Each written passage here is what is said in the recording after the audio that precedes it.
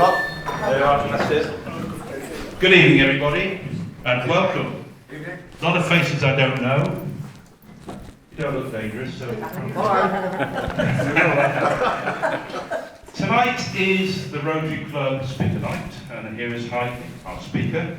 Alzheimer's is something that's very dear to my own heart. My mother and my grandmother both suffered, and it's two very unpleasant things about this condition. Is that first of all, when you get to a certain age, you can't do an awful lot, and you've got your memories to fall back on, and you haven't even got those.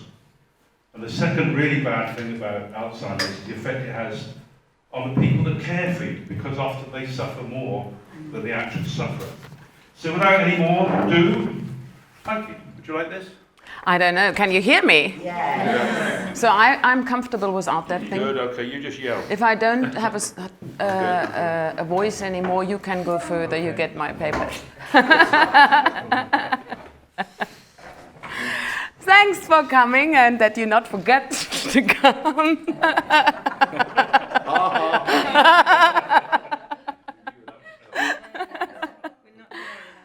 Geht's weiter? So let's talk. Talking is actually a big part on our way to relieve the threat of Alzheimer's disease, which is the subject of my talk tonight.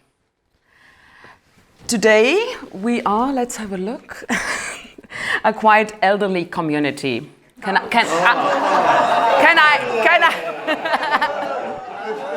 just the two of us. Okay, we are not 20 anymore. Please forgive me. We all know that there was a time before the internet.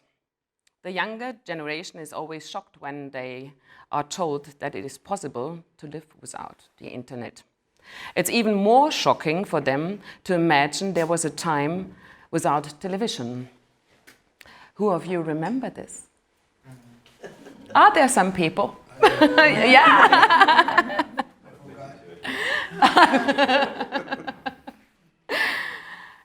The question would be, what were people doing at that time? They sat around the radio and listened closely to the radio commentator. Some of you may have experienced this, yes? I think you should be grateful to have experienced that time.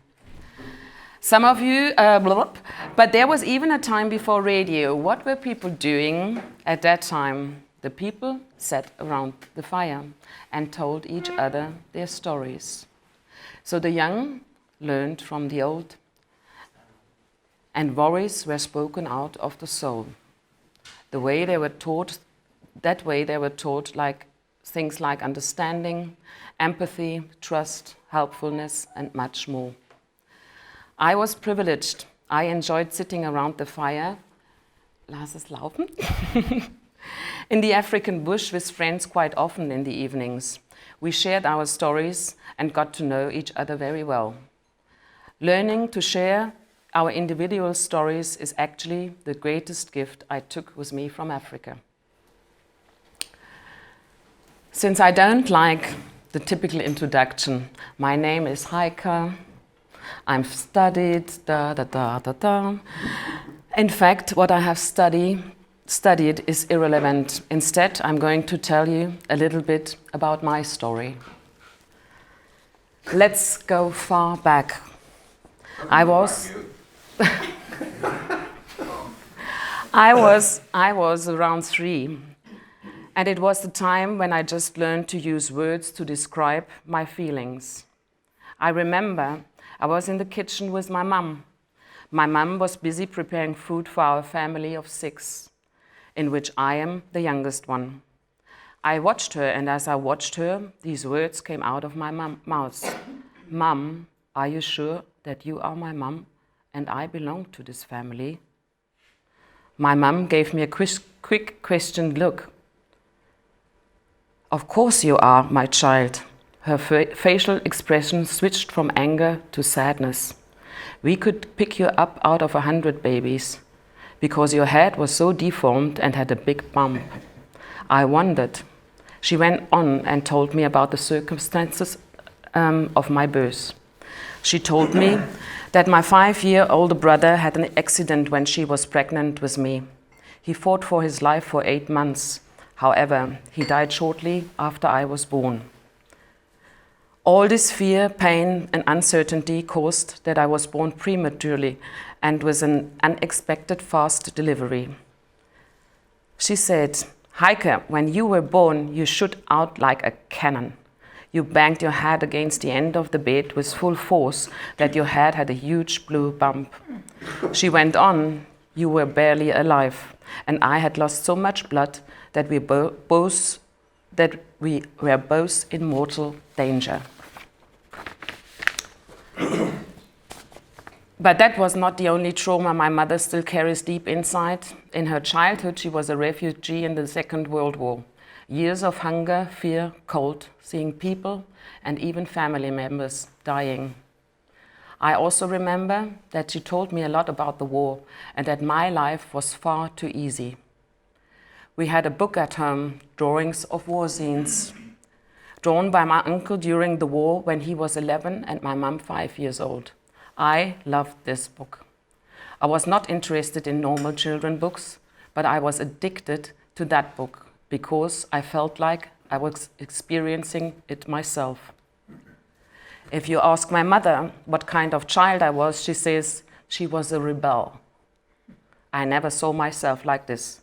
If you ask me, I would tell you I always felt misunderstood, sad, and full of grief.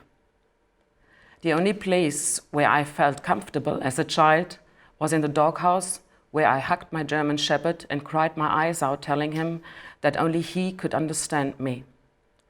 Why I'm telling you that? Let's move to tonight's topic, Alzheimer's. Then you will understand. Would you agree? We all have an organ called liver. Work with me, please, people. I'm not alone here. Great. The main job of a liver is to get rid of toxic substances in our body. Would you also agree that we all have a stomach? Yes. Thank you. The main job of the stomach is to divide our food into smaller quantities and pass it on to the intestines for further processing. And so we all have intestines. Yes? Okay, I don't think that I have to tell you what the main job of the intestines is. And I also know I also think that we all know how it feels when our intestines are not working properly. I could go further like this with all our organs, but let's make it short. Every organ has its specific job. The human organs work together like a well-coordinated team. Also, each organ has its own task. It is connected with each other. Sometimes I struggle with English. Okay. With the others, we are cells, the bloodstreams, nerve strands, or tissue. These connections are vital because only together they can ensure the complex function of the human organism. It's our job to keep our organs healthy by taking good care of them. Cheers. Cheers. We are allowed to do that. We are allowed to do that. Our most complex organ is our brain, and that's the part where all the trouble starts with dementia, or rather Alzheimer's. I'm often asked, what is the difference between dementia and Alzheimer's? Let me explain. Dementia is a general term of the symptom of the loss of mental functions such as thinking, remembering, and orientating. There are different groups of dementia.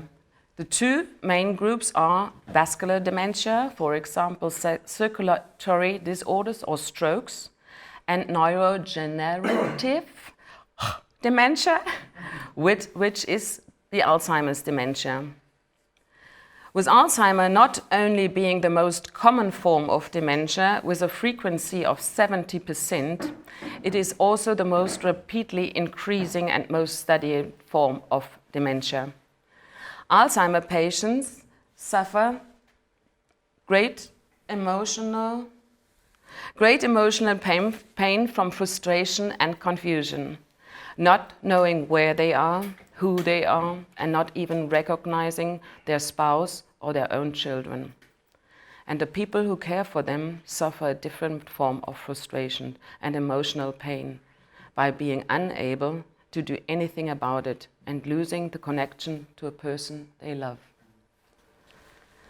Worldwide, it looks like more and more people are affected by this disease already in their 60s, and the number of people diagnosed is increasing immensely. So if we are lucky enough to live a long life, there's a great chance that we end up with this terrible disease. The disease Alzheimer's is named after Alois Alzheimer, a German psychiatrist. Alzheimer was looking after a patient called Auguste Deter. Her husband brought her to the psychiatric institution of Dr. Alzheimer as she suffered from short-term memory loss when she was only 50. After 5 years in the asylum, Auguste died. Alzheimer then dissected her brain and found the brain covered and perforated with amyloid plaques. These brain anomalies would become the identifiers of what later called Alzheimer's disease. Alzheimer's disease usually affects the synapses first and then the entire nerve cells. The neurons die in the course of the disease. Let's have a look what it means for the brain in specific. Neuron A and neuron B want to meet in order to build a synapse. A synapse is when nerve cells talk to each other and learn something new. The more interesting the conversation, the stronger the synapse. To activate the talk, different proteins are essential. One of them is called amyloid beta. In Alzheimer's disease, there is an accumulation of amyloid beta. The too much is released, and so they can't talk to each other anymore. You can see that. In this process, another protein is involved and is called tau, which accumulates as well and builds confusion inside the neuron. It is known that Alzheimer already starts about 15 to 20 years before the first signs occur. Scientists are working on the amyloid beta theory since decades as to how to stop to build up the amyloid beta or even ban amyloid beta completely. Decades of research and the scientists still haven't found a cure. My thoughts were, why are these proteins doing that? And what if the scientists have been going in the wrong direction with the amyloid beta theory because they can't find anything to help it? Since first learning about this disease, one question was always in my mind. Why are there people who reach a very old age with a healthy brain? What makes them stay sharp and clear while others don't? So I was researching and studied people with an old age. We also have them around us. He is not here actually because he is sick, our mayor. He just phoned me and said he can't come because he is sick. We also have them around us. For example, we have Carmena from Ala, pictured last year on her 103rd birthday, 6 months before she died. Carmena's mind was certainly sharp and clear until the very end. Carmena's life was not always easy. One of her destiny was when she turned blind 40 years ago, after having a kind of eye infection. But that did not stop her from being happy and hopeful and positive in her future. When Carmena was 95, she visited her family overseas in Australia. Why is that? Was she just a lucky girl? No, I don't think so. So I went further and found out there are even entire communities reaching a very old age. In Sardinia, another clock seems to tick, believe it or not. One single community of Sardinians has a 30-year longer life expectancy than the average Italian. And not only that, those people are all mentally and physically fit far into their old age. Is there a science behind that phenomenon? I was searching for something scientific relating to healthy mind aging, and I found something called the Nun study. This research started 1986 by Professor David Snowden in the US. It was a long-term study of 678 sisters aged between 75 and 107. They were checked yearly, physically and mentally. When they died, an autopsy of their brains was made. Their brains exactly showed the identifiers of an Alzheimer brain. But the nuns showed no signs of Alzheimer during their lifetime. No signs of forgetfulness or disorientation. Most of the nuns were teachers. They never retired. They continued to work until they died. There was, for example, Sister Bernadette, a highly intellectual person with a great memory, who carried out mentally demanding tasks until the end of her life. Her brain was examined after her death. The result? Sister Bernadette's brain showed all the signs of severe dementia, including the total loss of memory and orientation and speech. Her brain was literally overgrown with protein deposits, the absolute end stage of Alzheimer's disease. How on earth could it be possible that none of the symptoms showed? So what if I told you that we can change the statistic and our brain destiny without relying on a cure or medication? I went deeper into the disease, and I have to take you back to your brain. I don't know if you remember your biology lessons at school. The brain has different regions, and they have different functions. In this illustration, you see the different parts of the brain. I wanted to find out if, when Alzheimer starts, it affects a specific region in our brain. And yes, I found out it starts in a region called the hippocampus. I remembered I already learned about the hippocampus and its task when I was in medical school. That made my further search even more exciting. The hippocampus is a part of the brain which lies in the limbic system. That part is primarily responsible for forming memories and where emotions are produced and regulated. In this center of emotional expressions, it is the center, of emotional expressions like anger, fear, but also joy and love. But not only that makes the hippocampus interesting. For a long time, it was thought that we are born with a certain number of nerve cells, and it is not possible to form new neurons after you are born. That was I learned at school, and probably you too. 2013, not long ago, scientists found out that the hippocampus is the only area in the brain where we can build new neurons our entire life. You and I producing around 700 neurons every day. Are you still with me? Good. Now that we know about the neurons, synapses, and the hippocampus, about Camena, Sardinia, and the nuns, my biggest still answered question is what causes Alzheimer's? Why is it appearing so much more frequently in our society?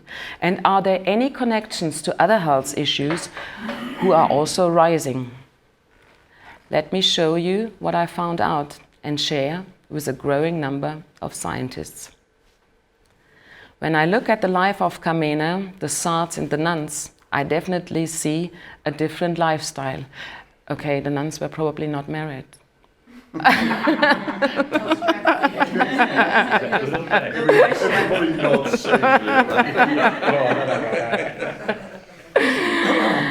How is our lifestyle? So very different from, say, 50 years ago. Let's start with the fact that we all agree that healthy food and physical exercise is crucial. If we had been alive 100 years ago, we know that we would have had maybe 50% more physical exercise, and of course there would have been no chance to quickly grab some processed food. A healthy diet would not only prevent us from being overweight, it would also prevent us from getting diabetes, high blood pressure, and high cholesterol. When we think about those health issues, we are only worried about the obvious physical complication. But these and other health complaints also affect our brain immensely. The influence of diabetes, high blood pressure, and high cholesterol is always associated with mental loss.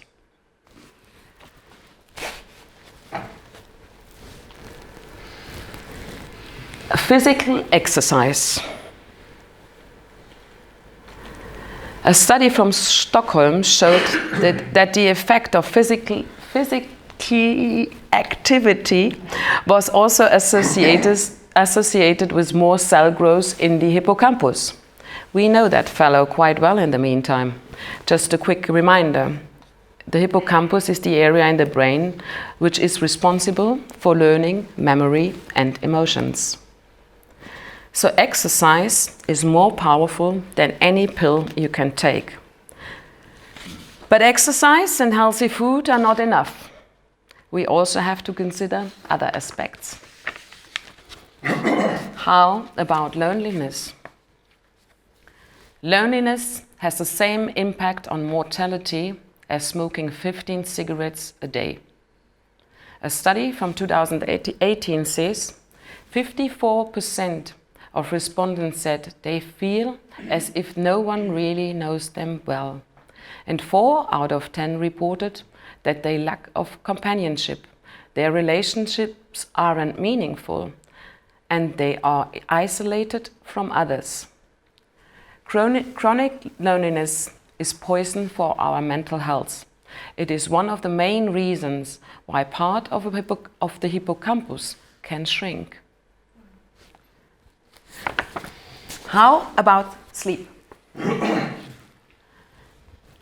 A bad sleep routine is actually a nightmare for our brain because our brain is very busy during the night.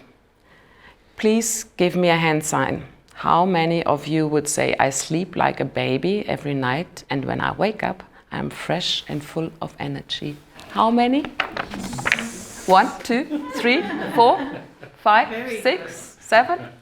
Okay, quite a few.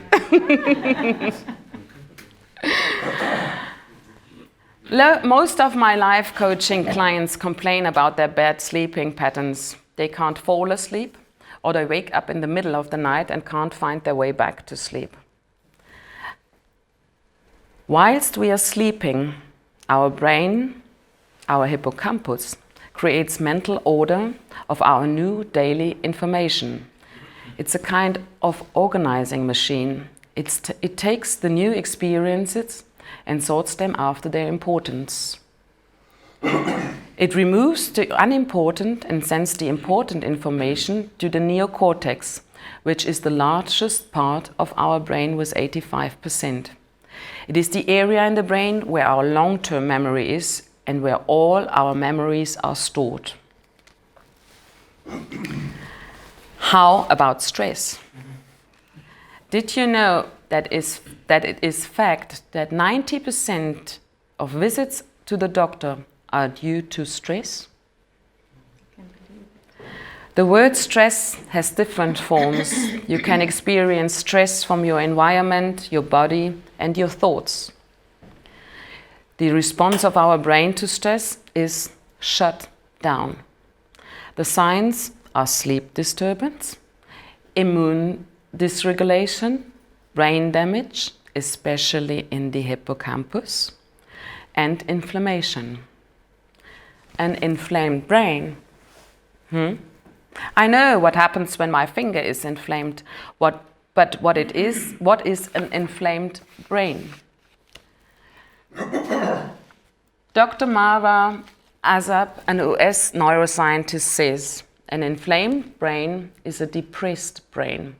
All the epidemic illnesses like diabetes, arteriosclerosis, asthma, allergy, obesity, cancer, and of course Alzheimer's are all inflammatory illnesses.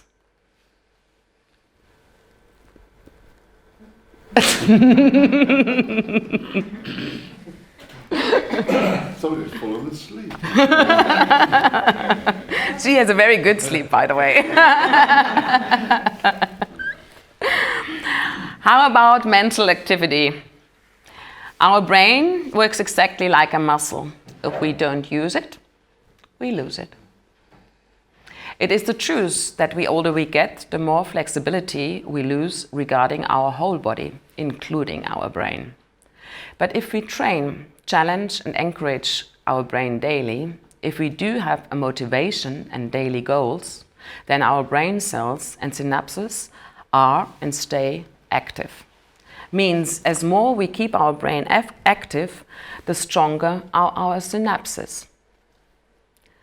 Doing crosswords certainly helps stimulate the brain, but the hippocampus needs more. The hippocampus, remember what I said in the beginning, can you? Is the only part in the brain where we can build new neurons and synapses for a lifetime. But to motivate the hippocampus, there is something essential necessary. What is it? Jebo, these are our feelings and our emotions. As more emotions, passion and love we have for an experience, the stronger our synapses get. What fires together, wires together. I give you an example. Most of you probably remember your grandmother, your Nana. Let's say you loved her a lot. She baked your favorite cake. She used a certain perfume. She was listening to that old style music. In her house was that typical Nana smell. You know what I mean? So now let's say you're doing a shopping tour in London, and out of a perfumery comes that special fragrance she used to wear. Your Nana is right in front of you. You can see her and maybe you can even feel her, even though she passed away a long time ago. Even a certain piece of music could bring her, some specific incident and your own emotions at that time back into your mind. Yes or no? Yes. Good. Genes. The first word which often appears when it comes to the subject, Alzheimer, is the genes, and that we can't do anything about it. If our parents had Alzheimer's, then it must be unavoidable for us. That is too easy an excuse. Your genes do not set you up for Alzheimer's.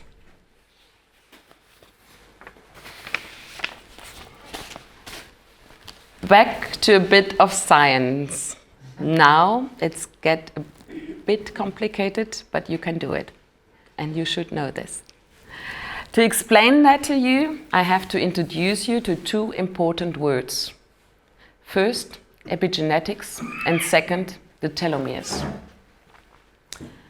Conrad Hall was a British biologist, you can read that on your own, I can't pronounce it, and the father of epigenetic. The basic principle of epigenetic is that we have inherited a certain number of genes. These genes react with influences from the environment. It's very easy to understand. If there are bad influences, we get sick. If there are good influences, we stay healthy. That's how the genes work.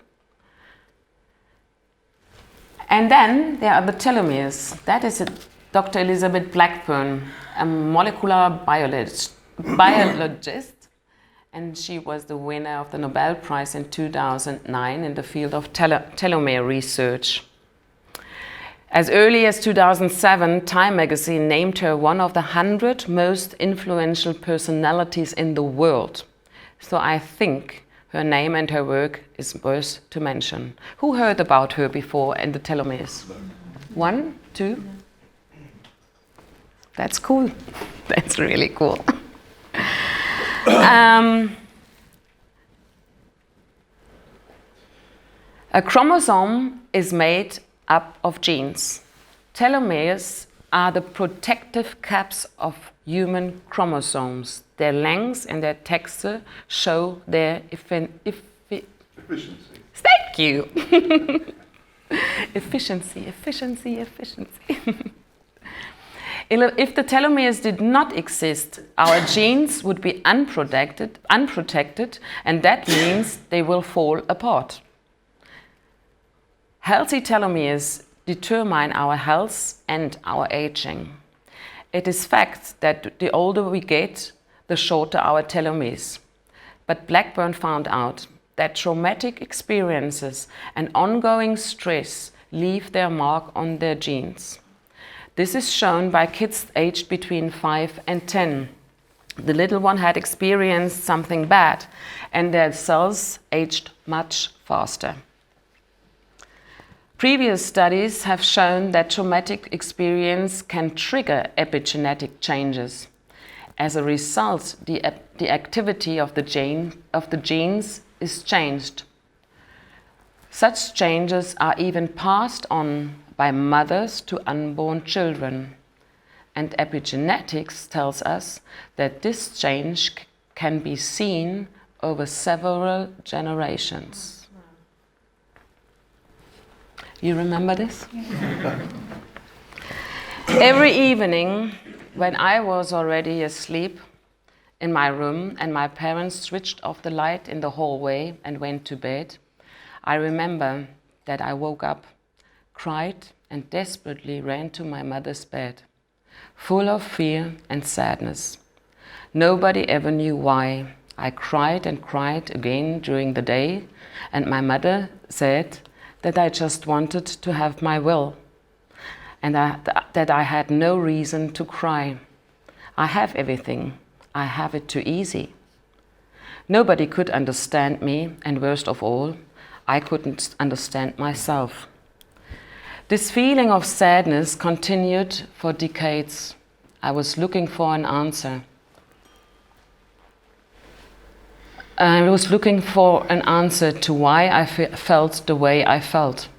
After more than 40 years, in the meantime being a mother myself, I found out what it was triggered this sadness. It was the trauma my mother had been going through during pregnancy. The grief that my mother unconsciously gave me. The baby in the womb felt all the feelings and emotions that a mother experiences during pregnancy.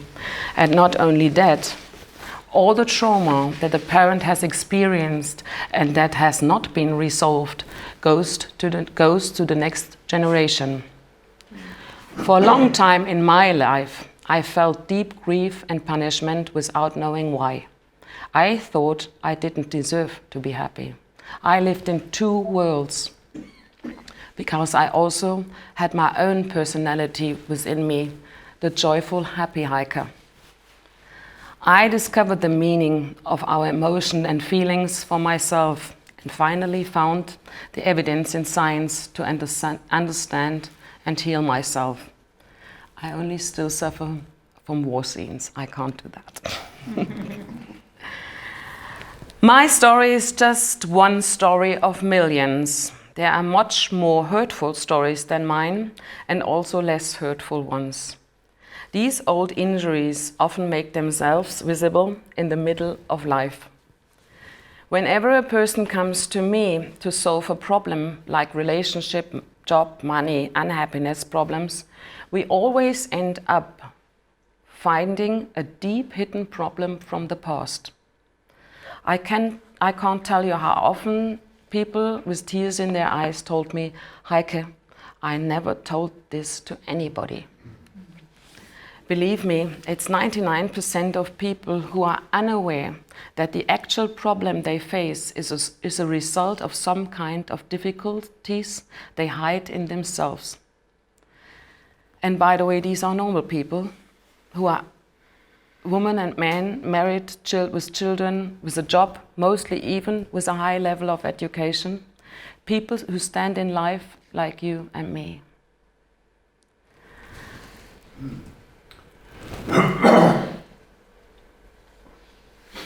So I think we should give the feelings and the emotion and our mental health a bit of attention. I know that one is a scary challenge because nobody wants to talk about it. Of course, as I and most of you living on the Maltese island, my first research was mental health in Malta and Gozo. What I found out was quite shocking. 1 in 3 people living on the Maltese island, and about 1 billion people worldwide, will suffer from some sort of mental conditions or disease at some point in their lives. Do you know how much antidepressants went up in the last 20 years? Guess. A lot. Percent. 500. 300. 300%, wow. 300%. Wow. And what do those pills do when you take them over a certain period of time? They damage your brain immensely. I will leave you on your own to read what Maltese neuroscience Professor Giuseppe Di Giovanni says. Not enough. Yes, it's coming.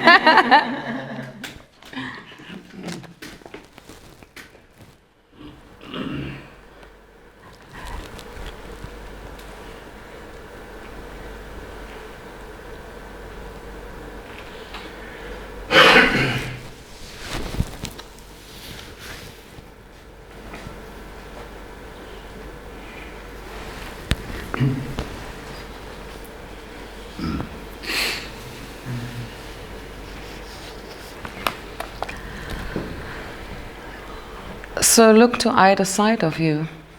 The odds are that 1 of the 3 of you will suffer from some kind of mental health issues.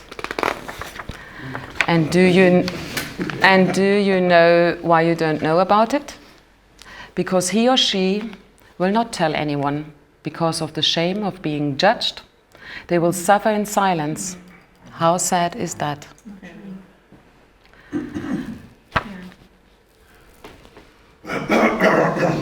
Back to my... Not yet. Yeah, leave it. Back to my mother and my own inherited experience. Instead of feeling isolated from the world, I have made a point of meeting and making friends and talking to them. Yes, even about my mother. I had to take responsibility for my own life instead of blaming the world outside for it. I have real friends with who I can share everything and never will be judged. And the members of Rotary are of course among them. And I'm so grateful for that. What was once my biggest obstacle in order to find inner freedom and happiness is now my greatest gift. Today, I not only have the qualification tools, but also a lot of empathy and patience, because I know what it feels like to carry this deep emotional pain within oneself. With my job counseling people who not only suffer in one form or another, I guide them towards finding a solution. Please allow me to introduce you to one of my current projects. It is to share my experience in Africa and my professional knowledge with a group of people who are searching for clarity and personal growth. We will listen to the stories in the stillness of the African bush. Nature, silence, the heartwarming people of Africa, and also fun and excitement will lead to a new perspective and to a joyful and meaningful life of purpose. The trip will end with visiting and interacting with the community Itemba Labuntu. Warum läuft's it? Also gleichzeitig. Ja. Which means Hope for Humanity. An initiative in the middle of the most terrible township in Cape Town. It was created and currently run by a good old friend of mine, Pastor Otto Kohlstock. I support Otto and his project with a percentage of every penny I earn. Let's have a look. It is allowed. It is allowed. It is allowed. Shame. So that's what we're actually doing. Let me have a sip. Prost.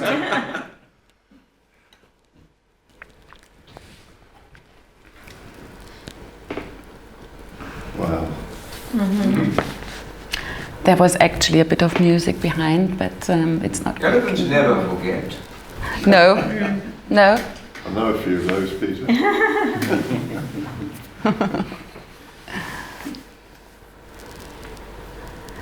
Yeah, that's actually what I am doing. Meditation.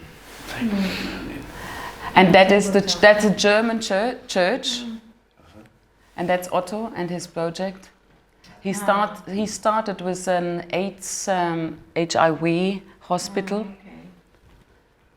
Yeah, and it is amazing. And I love him and I love his work. Okay, no, I'm not done. I'm not done. Sorry. Okay, the world has changed in the last half century. We are more self-obsessed, individuals separated from the community, more concerned about money, appearance and status. We trade FaceTime for screen time.